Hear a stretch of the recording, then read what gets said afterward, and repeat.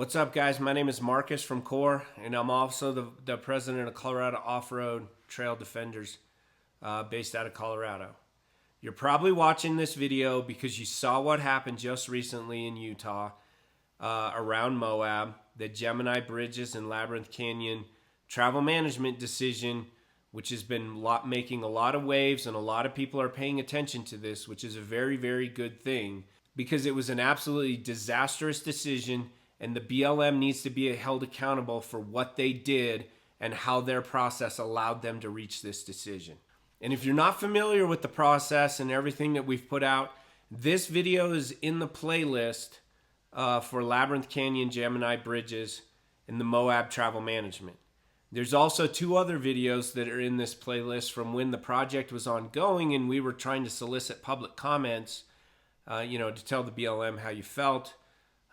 Give them recommendations, obviously working to try and keep all of the roads and trails in this area open. So if you want to go back and see, some of the specifics, what was going on in the city of Moab, Grand County, the lead up to ultimately this awful decision, go through the playlist, check those other videos out. There's a lot of information in there. But first of all, this is not a user problem. So what I've seen a lot of lately is that people are obviously upset about this, and they very much should be. When you find out what's happening by the end of this video, if you're not upset, then I don't know what else to say. You don't care about public land access, and you're okay with us gradually losing public land access, including miles of roads and trails. But a number of people are very upset about this. And what's really happened is that they're trying to combine a couple things. And what I've seen is us motorized users are then blaming a single group for what ultimately happened. And so we're trying to put 2 things together. And I'll give you a couple examples. So, side-by-side use on public lands has been growing in popularity. The size, the speed, the capability of the modern machine is unlike anything we could have imagined 10 years ago. And quite frankly, the volume of side-by-side users have also continued to increase exponentially. So we have a lot of machines on the trails. We have big machines. We have loud machines. We have very powerful machines. And we got all the light sticks and all the stuff going all over the place. And that is highly frustrating to a lot of people, even motorized users. Frankly, everybody outside of the side-by-side community. They cause a lot of issues, and myself personally has had to work on a lot of trail problems and advocacy issues because of side-by-side users. So it seems like right now they've made themselves an easy target for people to be upset with. So we have this group of people that people do not like their actions. Other motorized users do not like their actions. And then we have this travel management decision that we're also upset about, and we're very frustrated by as well. So the common thing on the surface is to say, oh, I hate side-by-sides, they're causing a problem. I'm mad at the trail closures, so it must be the side-by-side users that cause this problem. If they quit going fast, if they would be polite on public lands, then this wouldn't have happened. And I'm here to tell you that could not be further from the truth. That is not what happened here at all. Okay? There are 2 things here that are true. Side-by-sides need to check themselves as a user group. All right, we're not doing ourselves any favors. But the decision that came out in Utah, the way the BLM decided this and the process leading up to this had nothing to do with any individual user group. In fact, the people behind this decision, Southern Utah Wilderness Alliance and others, are actually hoping that we blame the side-by-side community. Because what that is doing is it's a divide and conquer tactic. Motorized users dominate spending for recreation. We dominate participation in recreation. We are the largest recreation group by far across the entire country when you add everything that motorized users do together. Now, that comes, or should come, with a tremendous amount of power and influence. And unfortunately, it doesn't. We've been very lax. We've been very passive. We've allowed this buildup of anti-motorized sentiment to grow, and then ultimately we've lost trails as a result. But because our group is so large, the people that don't like what we do and don't want people to be on public lands see that as a threat. And so the divide and conquer tactic is that you pick out a easy target within that larger group and you start attacking them. You start, moving things to the forefront that's a negative from that group. So you get a bunch of infighting then. And when we have infighting and we're pointing the finger at each other, they're over there laughing that we got 300 plus miles of trails just closed in Utah. It's a specific tactic that they're using. They're trying to elevate the negative behavior from side-by-sides and make it about that. When it's anything but. If all of the side-by-sides in the United States tomorrow disappeared, this situation would not change. Okay, and I'm about to show you why.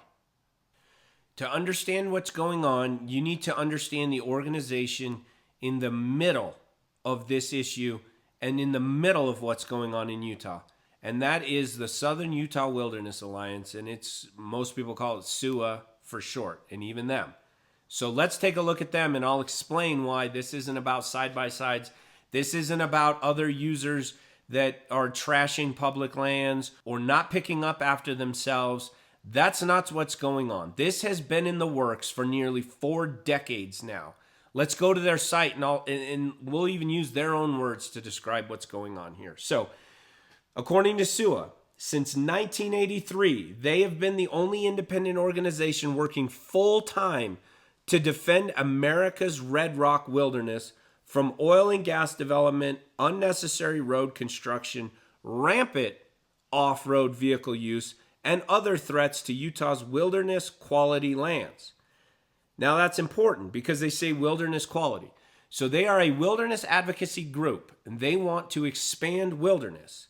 And you just saw that they said in 1983, they're the only independent organization that's been working since 1983. Now we're in 2023. That was exactly 40 years ago. So 4 decades ago, they began this mission. And then in 1989, the first time that America's Red Rock Wilderness Act was introduced to the House of Representatives. All right? And it's been introduced in every single Congress since. So this has been going on since 1983. You know what else was going on in 1983? There was not the amount of people using public lands as there are now, 40 years later. There was not the amount of people specifically in Utah or Gemini Bridges and Labyrinth Canyon using public lands. And oh, by the way, there was no such thing as the modern side-by-side in 1983. Then bump all the way up to 2004 and Yamaha released the Rhino.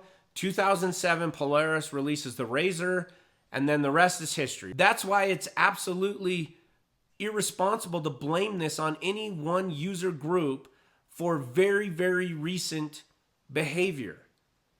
And the other part about this is that the pictures that are shown, the videos, what you probably have in your mind about the modern side-by-side looks more like Hell's Revenge, looks like Sand Flats, looks like Hurrah Pass, the areas that are really close to town.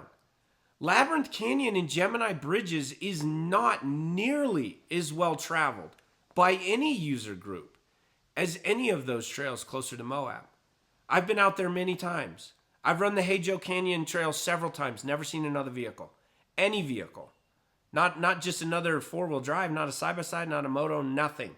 They want you to fight amongst yourselves so that they can keep doing what they're doing and gaining political leverage and getting areas closed while we fight in the dirt about who makes more dust. So now you know the overall background. And it's very important to know the overall background because you have to know the goal.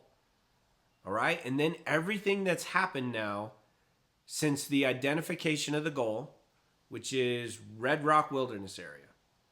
I'll show you the map of that in a minute when we look through Patrick's ArcGIS data and the map that he created. So you have the Red Rock Wilderness Area. That's the goal. That's been the goal since 1983. So remember that. Everything that's happened from 1983 until this present ruling has been working to try and achieve that goal. Red Rock Wilderness area. In 2017, the BLM and SUA, and then a whole laundry list of characters. Like let's look at the settlement plaintiffs. So we have SUA, Wilderness Society, Natural Parks Conservation Association, Grand Canyon Trust, the Sierra Club, National Trust for Historic Preservation, Utah River Council, Great Old Broads for Wilderness, and Rocky Mountain Wild. And if some of those names sound familiar, then you've been watching our litigation efforts here in Colorado, where some of the usual suspects are also involved. So they sued the BLM for, in 2008, 2007 area, they did a number of resource management plans. We'll talk about those in a minute. And then they did travel management projects after they came up with their resource management plan for the entire field office area, for the management area. And these groups sued them. And really what they were trying to sue them to do is to create a settlement agreement. Because there's something that we like to call the sue and settle tactic. And that's been going on for quite some time and has been very successful for these groups. So they don't like a decision. They sue over the decision. They ultimately want a settlement agreement that then requires the agency they're suing to go back and redo something. Redo travel management. And when they get that redo, they're in the driver's seat. They're the one that won the settlement. They're the one that requested that they redo this. And then now the agency is automatically hamstrung by that settlement decision. Now, it'll say that they don't have to do something specific. But let's be honest. We know how these are going to go because we've seen them. That we have a great example of one that already wrapped up here in Colorado. And I talked to a NEPA planner for the Forest Service behind the scenes. And he bluntly just said, the people that sue and win the settlement are the ones that we are trying to appease through our process. So let's not pretend that it's just an open, objective process where we're going to follow sound science and we're going to look at everything objectively and we're going to listen to all the recreation participants and the people that are commenting on these projects. As much as we would like to believe that's true, it's just not. But let's go back to something I briefly mentioned. An RMP, a resource management plan. So think about it this way. I'll try and give you a good example. So a field office, a BLM field office, is the office in charge of a large area. And then that office comes up with a resource management plan. So they come up with a plan of how they're going to manage the area that office is in charge of. Forest Service is the same way. So you have a forest, then you have districts within a forest, and they'll come up with a forest plan. Very, very similar. It's just a different name. How they're going to manage their forest, how the future projects are going to be run, and what the direction and what they're setting out for how they're going to manage it. So think about it this way. Think about it like a zoning map for a city. So you have a city, which is a defined land area, right? City limits. And then within that, you have a zoning map.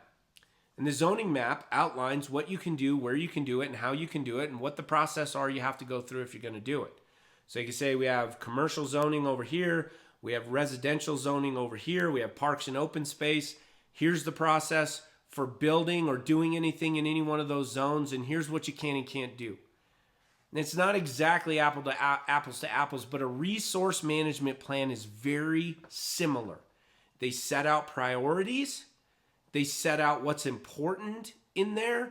They set out how they're going to manage natural resources, how they're going to manage recreation, what's a special management area, what are areas of focus, what they're going to do. So that was done for the Moab field office in 2008, right? And then a travel plan came as a result.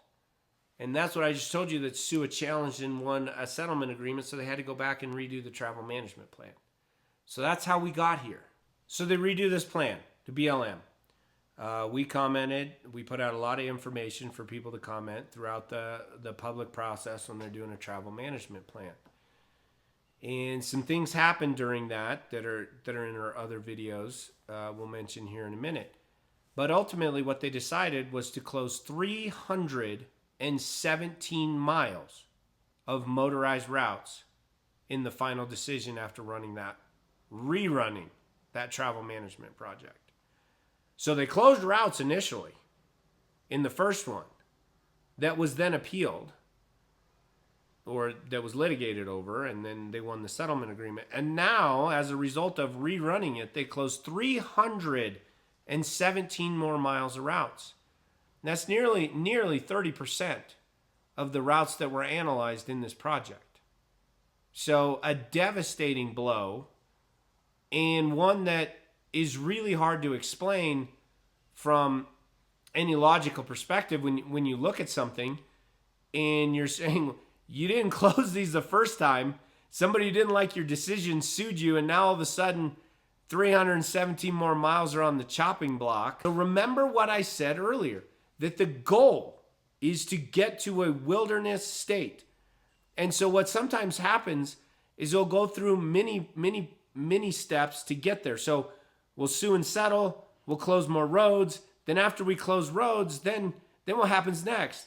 Then these groups start to say, well, these areas exhibit wilderness-like characteristics because no motorized travel is allowed in these places.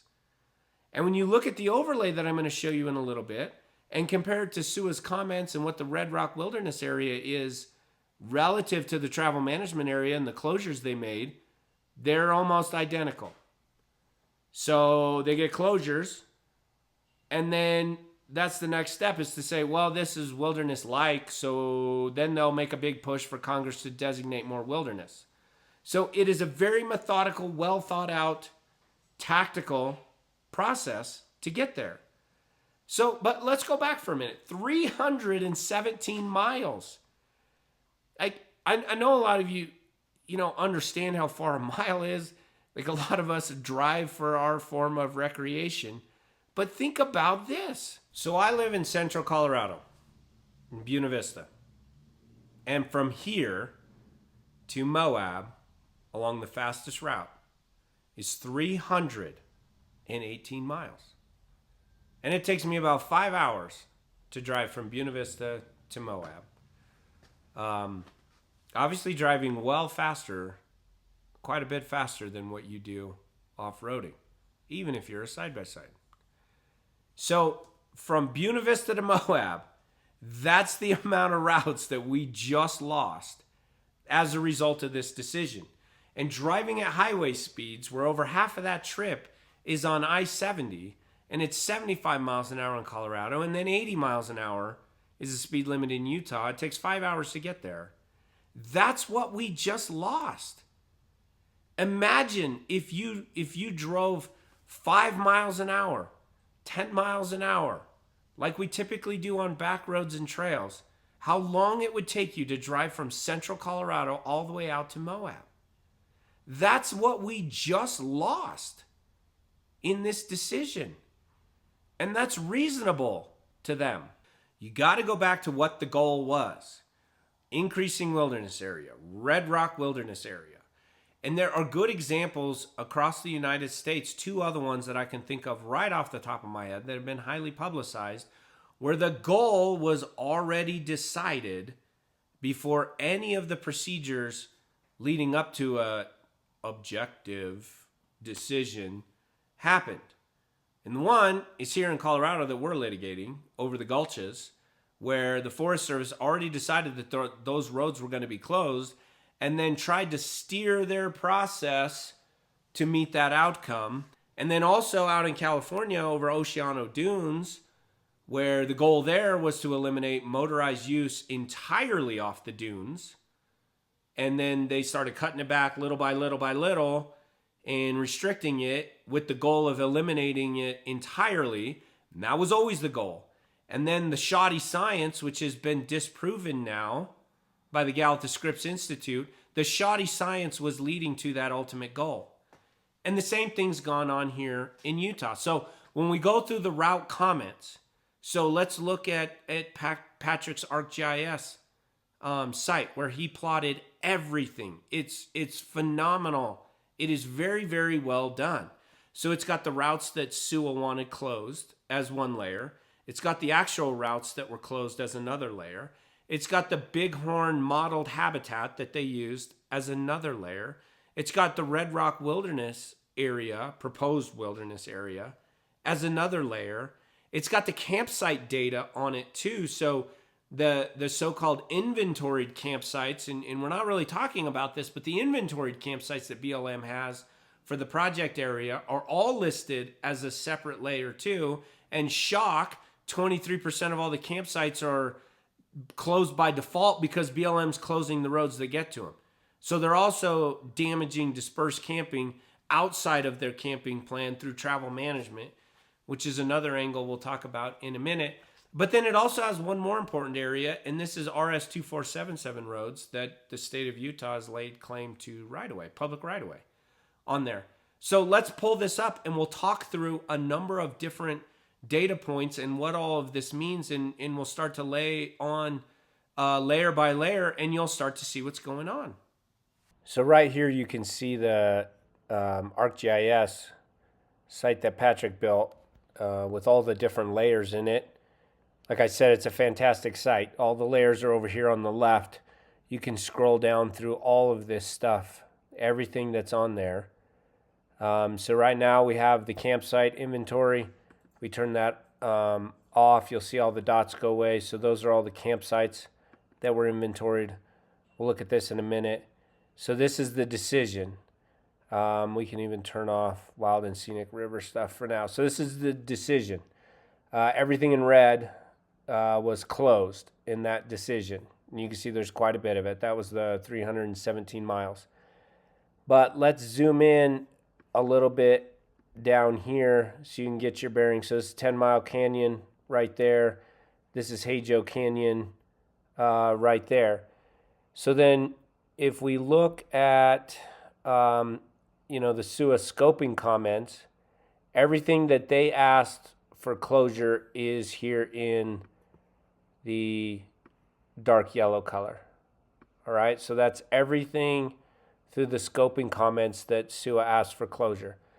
Now watch this. If we uncover the SUA Red Rock Wilderness proposal here,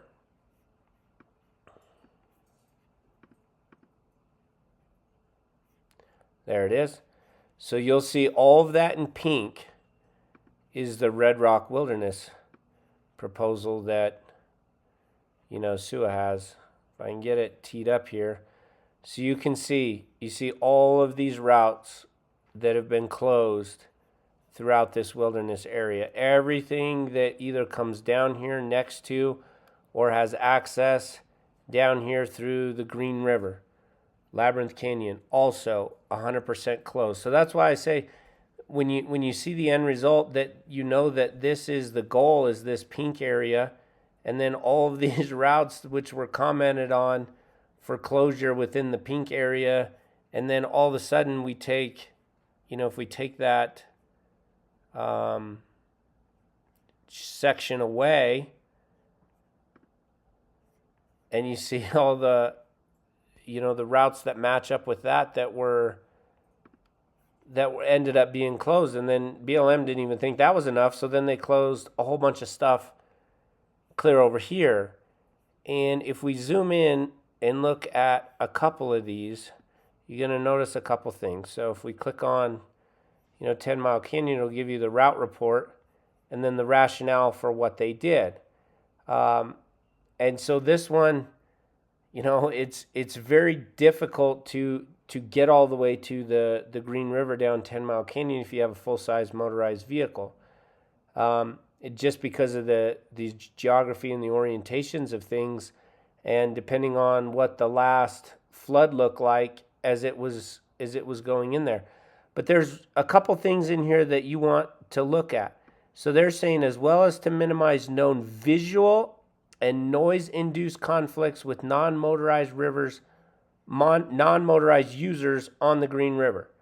So that means that this route, largely in part, got closed because they are claiming that paddlers going down the Green River here don't want to see anybody right there from a motorized vehicle. And as they go past, they can't even have the opportunity to hear a motorized vehicle right there.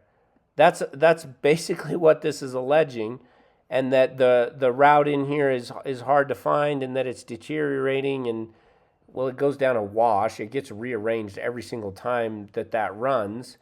But it doesn't mean that a new route on top of that can't be established. The same thing happens here. So we go down to Hajo Canyon. So you come down here, the road splits, and there's a short T that goes down this way, but this side goes clear up and around, and then up into Hajo Canyon to the Hajo mine. All right, so we look at that. Inventoried areas not in wilderness or wilderness study areas, but that meet the size, naturalness, and outstanding solitude and or the outstanding primitive and unconfined recreation criteria. So it's already saying that Sue has identified this as wilderness, and you saw that was in the pink area from the last layer. And it's so frustrating that if I can grab the route, let's see if I can get in there a little bit closer and actually grab the Hajo Canyon route. Well, it's not. There we are. It says the last 8 miles of the Hajo Jeep Safari runs along the Green River. And they're saying there's impacts to wetlands and riparian habitats throughout here. But here we go again. Minimize the potential for conflicts between off-road vehicle users and disperse non-motorized, non-mechanized forms of recreation, canoeists. So again, they don't want you anywhere down by the river because there could be people that are using the river down here that don't want to see you or hear you. And as if this is a highway with continued use all the time, and there's always river users all the time. And remember I told you before, that's not how this works. There are plenty of vehicles that use this that, one, are not even loud vehicles. A modern vehicle, well, we have hybrids all over the place now with the Jeep 4xe. So what if you're using one of those down there, you're 100% silent running, you're not causing any issues, and then now you still can't have the opportunity to go down there because there might be somebody on the river going by. You know what I mean? Like, we're inventing a scenario where every single time somebody goes down there, there's a problem. And that's not the case. Let's go down, and we'll go out a little bit, and Hell Roaring Canyon here. So let's see if we can pull up the route report. So same thing in the designation, they've got that information about, that's the area that they wanted in a wilderness area. This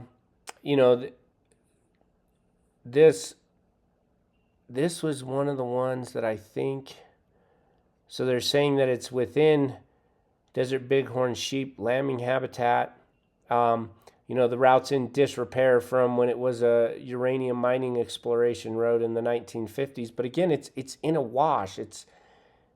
Nothing ever stays the same in the backcountry, and it doesn't matter if it's in Utah or anywhere else. The routes, without constant use and maintenance, don't look like they used to, which is why we need to continue to use the routes so that they remain on the ground. So this is one part that now we're starting to get into trouble here too, because it says that closing the route will reduce overall impact and vehicle use in the area, and by doing that, it will enhance wildlife habitat. So again, we're not even stating a problem down here. We're trying to find a justification for why the route gets closed. So they're wanting to enhance wildlife habitat, including desert bighorn sheep and raptors. So there may not be a problem there. The road may not be causing a problem at all. But now we're talking about in our justification, if we close something, then it's going to enhance something else, which, that's hard to really say whether or not that is or isn't going to happen when you're trying to make a justification of why we need to close something. But let's look at another one here. This one is very, very frustrating. So a lot of you guys know these two routes that are down here. So we're talking about part of the 3D Pickle Safari route. And it says that closing this route will minimize route proliferation in the area and result in less redundant route network. So here's where we're getting to the point where they're talking about redundancy. And in a minute, when we pull back, it'll look like you can get all over the place. and go to the same things. And so they're saying that this will include safari participants that will still have an alternate route to travel these two places to access their destination. And here's the problem with what's going on with this plan and many other ones is this is a case where you have line officers within the BLM that's making this decision that are not four-wheel drive recreators. They are not familiar with what's on the ground. And then the third part, which is probably the most frustrating, because the first two, and we can look past that, but the third one is they don't listen to people that have commented on this project. Because if they did, they would know that you're not essentially traveling 3D or mashed potatoes or the pickle or anything else down here for the destination. It's for the specific terrain that the route crosses. It's a difficult trail, and that is the recreation experience that participants are seeking. They're not seeking to be able to get from point A to point B. That's not the goal. So they're saying that, oh, if you go up and around here, you come in on B14-1 and go down around here, you could technically still bypass these red routes right here and get to a destination. But that's missing the entire point. And that's a huge piece of this travel management that's going on here, is they're saying, well, there's route redundancy, that they're just looking at it as a transportation piece, not the recreational experience, which tells me in large part they didn't listen to anything that was articulated to them in comments. Because I wrote our comments and I made that very, very clear. Patrick wrote the Trail Defender comments and he made that very clear, with hundreds of pages of very specific comments with pictures, and none of it was heard. It fell on deaf ears. And the reason it fell on deaf ears is because this decision was already known before we started the project. And then everything that we're looking at that's lining up in here is merely excuses trying to justify that decision. So now let's look at the campsite piece we talked about earlier. So if you uncover that and you see the sites, what's happening here is then anything that's in red along any of the red routes is then closed by de facto, because you can't access these sites if the road's closed. So while this is travel management, they're also closing a whole bunch of campsites, almost a quarter of all of the inventoried campsites, because they fall along these red routes. And that's highly frustrating because we pointed that out, in our comments specifically, that a lot of these campsites fall along roads that if they were to close, then they're also extending that closure to other forms of recreation and specifically camping. And they're kind of running a camping plan at the same time here, but now they're also closing campsites outside of that camping plan through travel management. It's another frustrating piece of what's going on with this plan. So we'll look at one more thing on here really quick. If I go back and pull up the 10-mile wash piece of this, there's one other section that I've highlighted here. The lower portion of the wash, and they even admit historically, has less popular with motorized users. So, and this is an issue in a number of sections in this plan. All of this stuff can't be true because all of these impacts are happening and it's detrimental to everything, and there's rampant motorized use everywhere. But then they also say that it's less popular with motorized users. So if people are not using it, and certainly not overusing it, and you're admitting to that, then what are all of the issues? Like, all of this stuff can't also be true. And there's a number of routes in here too that say they're being closed because they're naturally reclaiming and people are not using them. So if people aren't using them, then all of the stuff that are the problems of the result of motorized travel are also not the problems. There's a lot of conflicting statements in here. Now, one other thing is if we, uncover the right-of-way claim, that'll bring everything up with a black line. So do you see that? Like, if I cover that, you see the black lines going away. So then the RS-2477 right-of-way claims, you'll see show up here. So Hey Joe Canyon's actually one of them. and then Hell Roaring Canyon's one of them too. And then, if I zoom out, there's a whole bunch of black routes, dark colored routes all the way through here that would be claimed as right of way by the state of Utah and would stay open. And the last thing I'll mention in here too is, I keep going back to Hey Joe Canyon because it's probably one of the most well-known ones in here.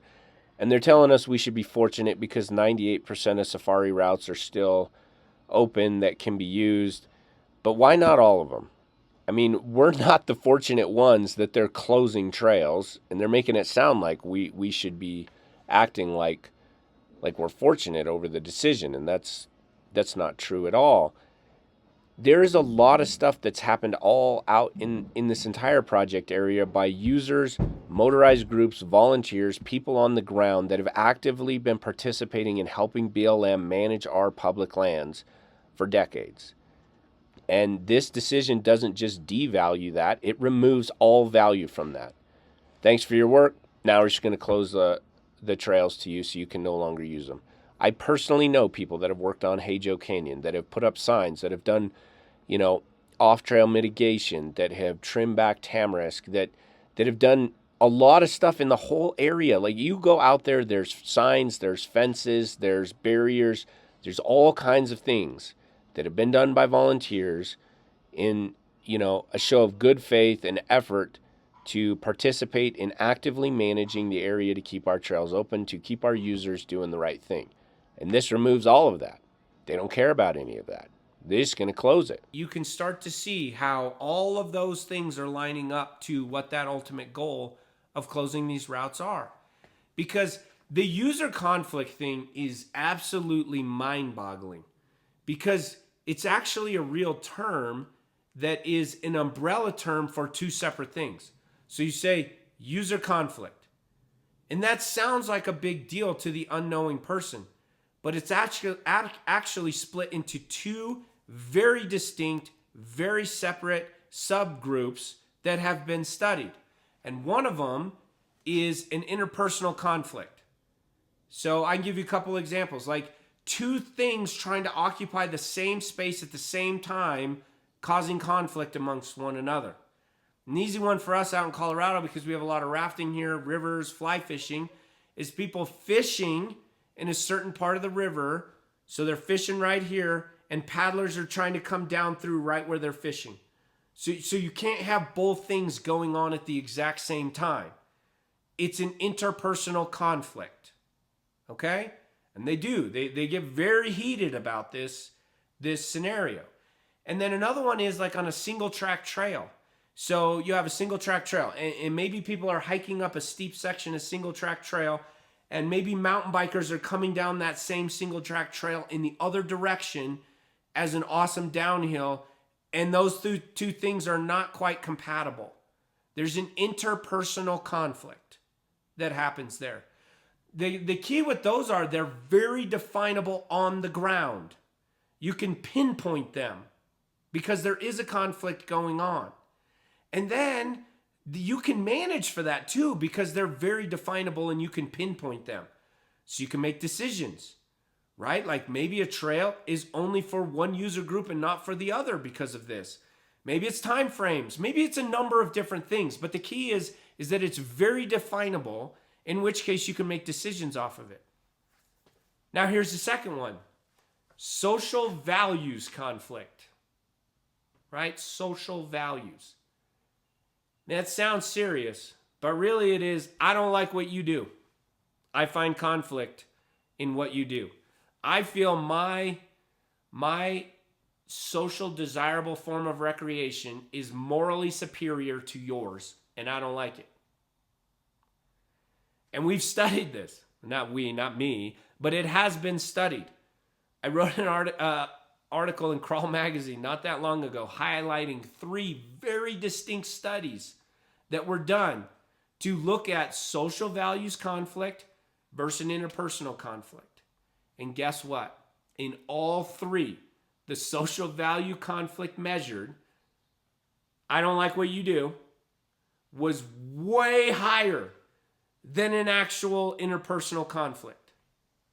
And then when we talked about intervention for an interpersonal conflict, you could actually take this number down. This one, not so much. People just don't like you. All right? So there was one that was done here in Colorado, hunters on Mount Evans, and people that were hiking that didn't like hunting. And it didn't matter that they didn't see hunters. They didn't hear a shot. They didn't know that hunting was even going on out in the woods. They still had a high social values conflict that was measured because they didn't like hunting. That's what we're dealing with here.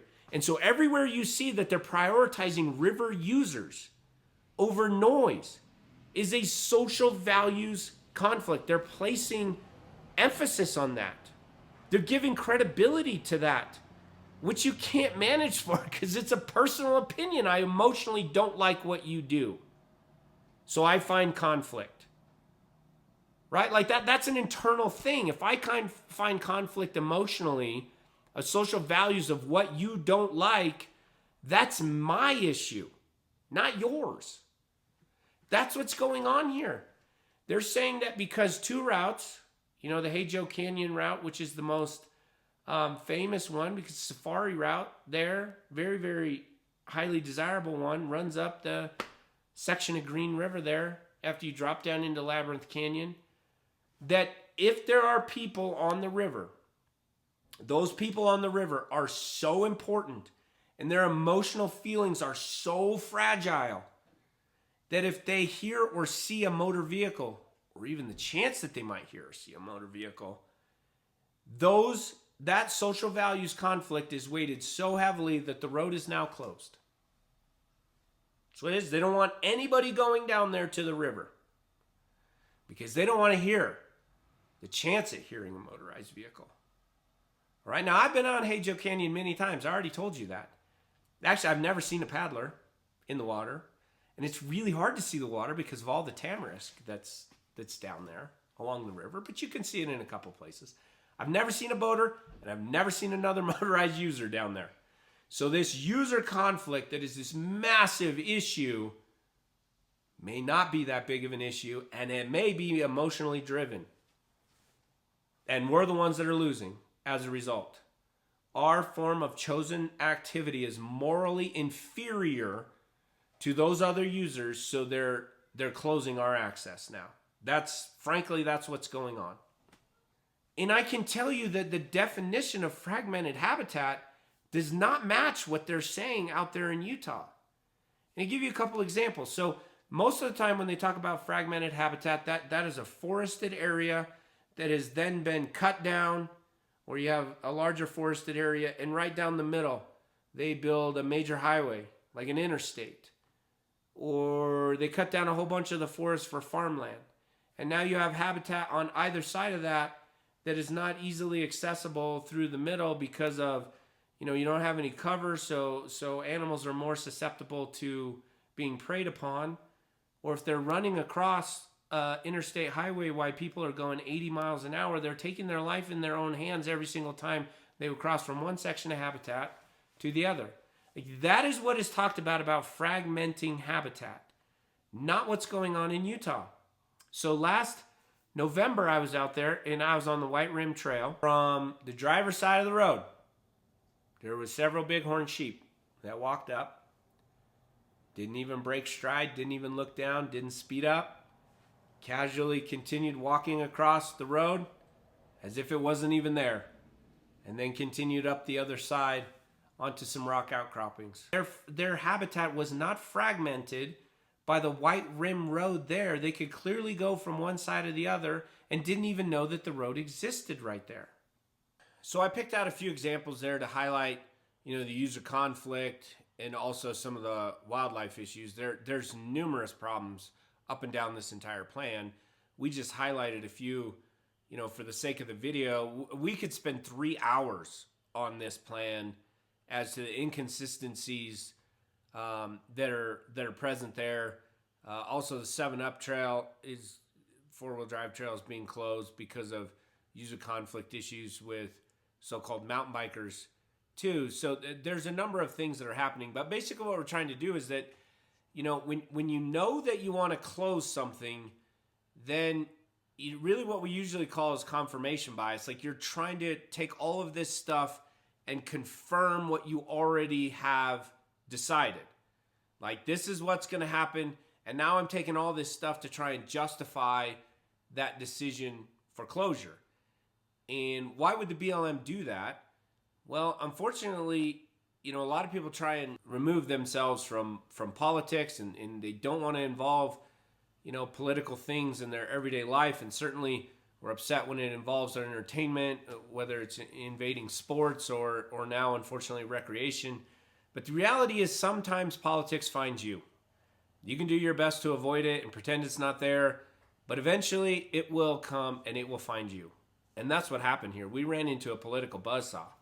I mean, SUA wants this to happen, and based on this video now you know why.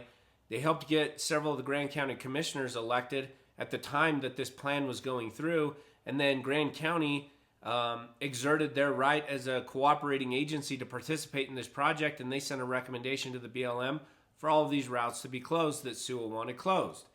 And then now we have the BLM, the head of the BLM that was, you can look up her background, that was appointed by current administration, but the second in command at the BLM right now, at the time that the settlement agreement that I spoke about previously was entered into, was working for the Wilderness Society as an attorney and helped achieve that settlement agreement. And now that's the number 2 at the BLM right now. So you can see what happens politically with the political leverage to try and make something happen when there's a single group, or in this case, a couple groups that all have the same aspirations that are working together politically to exert political muscle and railroad a project to make something happen. And so why do I think it was a political job that this happened? Well, there's a number of reasons, and I can point to 3 reasons directly with corroborating evidence, in the administrative record that the BLM knew about when they made this decision. The first one is the Dingle Act. Now, the Dingle Act established wilderness on the west side of Labyrinth Canyon. It was signed into law March 12th of 2019. And it's a large bill, but if you scroll down through, there's one section that's called adjacent management, and it was in the wilderness section. So when they designated that west side of Labyrinth Rim there, that into wilderness, here's the adjacent manage in general section written directly into that bill. It says Congress does not intend for the designation of wilderness areas to create protective perimeters or buffer zones around the wilderness areas. Here's the important part. Non-wilderness activities. The fact that non-wilderness activities or uses can be seen or heard from areas within a wilderness area shall not preclude the conduct of those activities or uses outside the boundary of the wilderness area. That's what I just showed you about the user conflict issues in Labyrinth Canyon. Now, the Green River is not in wilderness. It is just the rim on the west side is wilderness. So paddlers and boaters are in non-wilderness area, which shouldn't be an issue, and it's expressly stated that way in the Dingle Act that we're not supposed to make concessions for that. That any other normally approved activity outside of wilderness area is perfectly acceptable. You have a number of these routes are RS 2477 claimed roads. Revised statute, RS stands for Revised Statute 2477, which is a public right-of-way claim that can be made by a state or a county. Again, that is congressional legislation that established that. Basically, what you need to know is that if there's enough history on a route, a state or a county can claim right-of-way, public right-of-way over that route, which removes it from federal management. It would take it away from the BLM in this case. And the state of Utah has a lot of routes that they have claimed right-of-way over. And the state of Utah started this process in 2012, and it's working its way through the court system to see how that's all going to shake out for a number of the routes that they claimed right-of-way status on. One of them that is highly important is Hajo Canyon. So state of Utah has claimed that that is a public right-of-way. Second one, Hell Roaring Canyon is one of them too. And I'll show you the map here. This is on Patrick's ArcGIS. You can overlay it too. They all show up in black. So you can see a lot of the routes that are closed were actually claimed as state right-of-way routes by the state of Utah. BLM chose to ignore that and not see how that process is going to out. They're just going to close them in this process. So they are ignoring a state right issue when they've already claimed right of way. So check this out. This is from the resource management plan. Remember, I told you what a resource management plan was and that it was approved for this area. And Patrick included this exact quote from the RMP in his comments. And it says, other controversial routes that are designated in the approved RMP include the Hajo Canyon route of the Green River, along the Green River, and a route within Hell Roaring Canyon. These two routes pose potential resource conflicts with non-motorized recreationists and riparian areas. However, the routes were determined to have an overriding purpose and need, and they are identified in guidebooks and are part of the Moab Jeep Safari route system.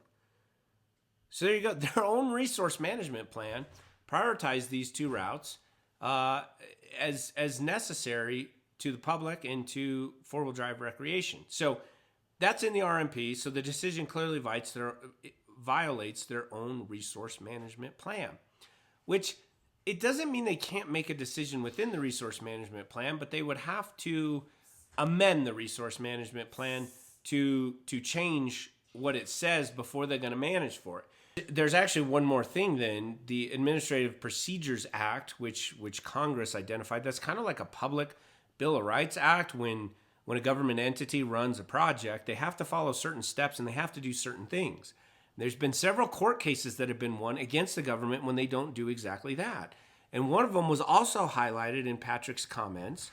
And it says this, that an unexplained inconsistency between agency actions is a reason for holding an interpretation to be an arbitrary and capricious change. So if they say that they're prioritizing Hajo Canyon and Hell Roaring Canyon for the reasons that they already stated, and then they go and run a travel project and close both of them, that would be an inconsistency with their own resource management plan. So there's potential that there's actually 4 issues that the BLM there didn't even care about. So if they don't care about all of these issues, what would that tell you? That 1, the decision was already made as to what routes were going to be closed, and 2, they feel they are insulated politically from blowback based on what I just told you from their decision. So they're just going to roll with it and see what happens. So what do? Now you've heard all the things that are going to be upsetting about this, and hopefully it's upset you enough to follow the next steps of what do we do. So we always say that you want to have, you really want to do 3 things. You want to be aware of what's going on, and clearly if you watch this video now you know exactly what's going on. You want to take some action, so you want to do something, but then you also want to do something enough that it has an impact. That's the 3rd thing. We really want to have an impact. So you need to become aware, you need to take action, and then you want to have an impact. So we are going with Blue Ribbon Coalition to take the lead on all of this as to what's going to happen now that there's been a decision. They've been heavily involved in the process since day one. They are working collectively with the state of Utah on a number of different issues there too. So they have released 5 steps that can be taken right now, and we can support them in these steps to try and fight this ridiculous decision. So we'll go down through their sites because they're published right now, and we'll have a link to their site in the copy of this video. But they're going to challenge this plan in court. Obviously, they're going to appeal it first. That'll go to the Interior Board of Land Appeals. We don't expect anything to happen there because that's also run by the same federal government. So it's like, it says in one of our PSI videos, you can object or you can appeal to the government for a plan they just came up with. And you appeal to the government and you're like, hey, did you guys make the right decision? And they're like, well, let me just check our notes. Actually, yeah, we were totally right. We were righter than right. So that's not going to go anywhere. So then after that, we're going to have to file litigation to challenge this plan. So that's step 1. Then they also need to pressure Congress to stop this plan because, frankly, Congress is in charge of spending. And even if they make this decision, then Congress can refuse to fund it. Like, They don't need to use our tax dollars to lock us out of public lands to fund the plan. So there's a step in there too about that. And then really what this video is doing is we need other people to push this message. We need to involve everybody in this fight. If you're involved in social media, you see this video, share this video, take my information, use that information and steer everybody back to the Blue Ribbon Coalition so that collectively we can all fight back against this. And then 4, we really need industry support. Like there are so many people commercially involved in the off-road industry that this should scare the heck out of you. Like if you're a vehicle manufacturer or machine manufacturer, if you're a 4x4 accessory parts or 4x4 part manufacturer, this should scare the daylights out of you. If there's no more trails, there's no more reason for this form of recreation to exist, for any of us to do the things that we love to do. So we need everybody to be involved in this. You know, and then the fifth one is that they have a really cool Lost Trails guidebook that's out. You know, I have a copy of it. This is volume 1. They actually have volume 2 out now that expands upon volume 1. There are lots of roads in here that are proposed for closure, both in volume 1 and 2. But every single dollar from either of these guides goes directly to the litigation fund to fight this plan. So you can also donate directly to Blue Ribbon. You know, you can buy a book if you want, but you're free to donate whatever to, you know, the legal fund to help challenge this. We'll be sending them some money directly from CORE over there too. You know, Ben Burr, he's one of my good friends. He's the executive director at Blue Ribbon, and they are doing good things over there. Like, he is fighting for you, fighting very, very hard for you and everybody else over there at Blue Ribbon. We need to stand collectively behind them, and we need to involve everybody together to push back on this ridiculous decision. Like, this can't happen again. And if we don't, they're just going to be more emboldened to not even care. I mean, they didn't care about the rules that I just showed you that BLM violated to make this decision. So if we don't fight back now, all we're going to do is wind up seeing more road closed signs, more gates, more issues all across the West. We've got to work together to keep trails open.